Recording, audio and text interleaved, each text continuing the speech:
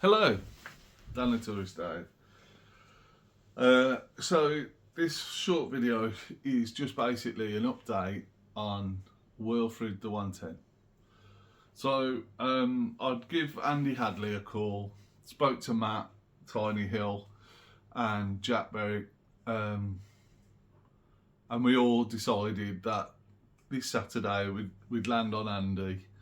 There's a few jobs we all needed to do, little small things. I was going to put a battery tray in for a dual battery, sort of split charger and everything, just have that done all in one.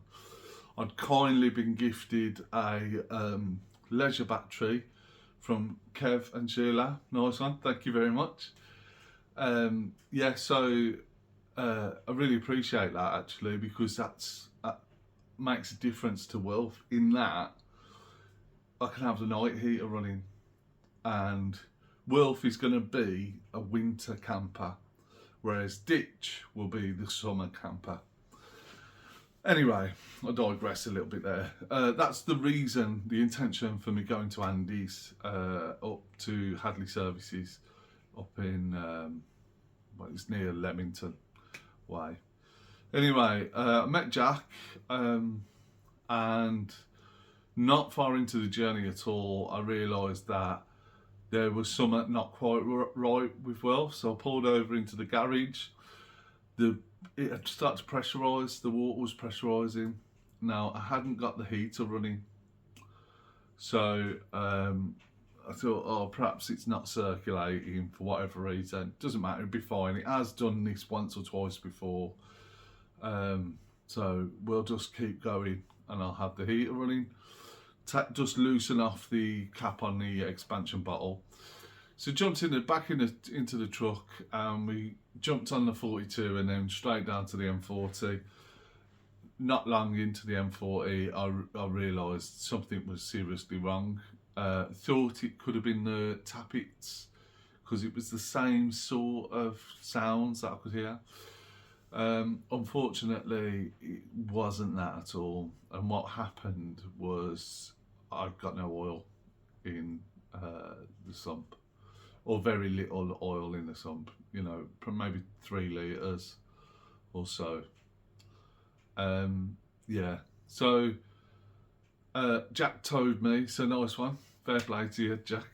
Towed me basically to Andy's and from Worcester Services, and we got there and realised all of this was going on whilst there was other jobs going on, and Matt was getting his vehicle sorted out, Jack was getting his vehicle sorted out, Andy was working on another vehicle as well. So that's what it's like at Andy's. He's busy,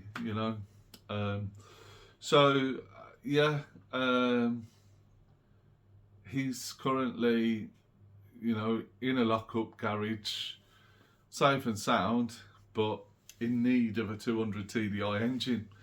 Now, luckily enough, I've got a pal, Alistair, who has offered his 200 TDI up for respectable money. It has no turbo and it has no starter motor on it. I do need a new starter motor because it sounds like the starter motor on Wilf was gone anyway. But that doesn't matter because I've got a turbo on the engine that's in Wilf at the moment. That's basically that's the worst part about this whole thing, is that potentially it was preventable and it was down to my negligence that this has happened, which is that's a bitter pill to swallow after everybody sort of came together and worked on Wilf, But anyway, it's one of those things, isn't it? Sometimes you have to learn the hard way, and these lessons are very rarely forgotten. So it is what it is. We move. So I'm presented with a couple of opportunities here. Let's not look at the negative. Let's see the opportunities in this.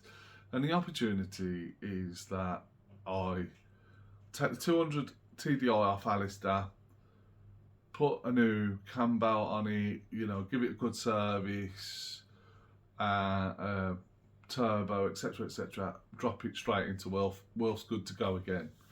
The engine that I take out of Wilf, I'd like to rebuild, you know, having on the bench and just completely rebuild it. So I've got a brand spanking new engine, totally rebuilt, everything, internals the lot, ready to drop in. And that's building in that reliability that, you know, all of us want from our overland vehicles. The other opportunity is that I drop a 300 TDI into Wilf. The thing with a 300 TDI is they're cheaper. They're, you know, I mean, a 200 is anywhere north of 500 quid. You know, I've seen rebuilt ones for £6,000-7,000. So, which is cheeky to ask that for that, but yeah. Whereas a 300 TDI you can pick up for about 300 quid.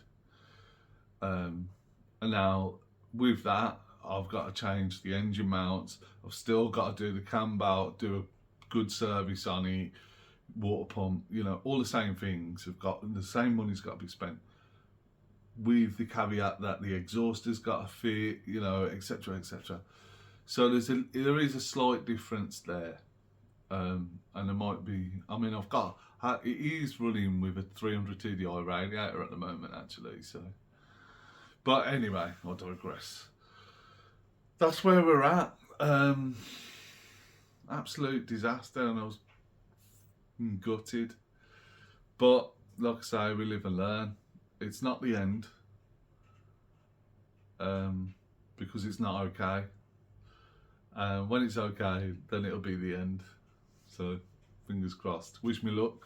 Give me drop me a comment in the comment section to tell me what you think I should do. Should I drop the 200 in, or should I go all out and put the 300 TDI in?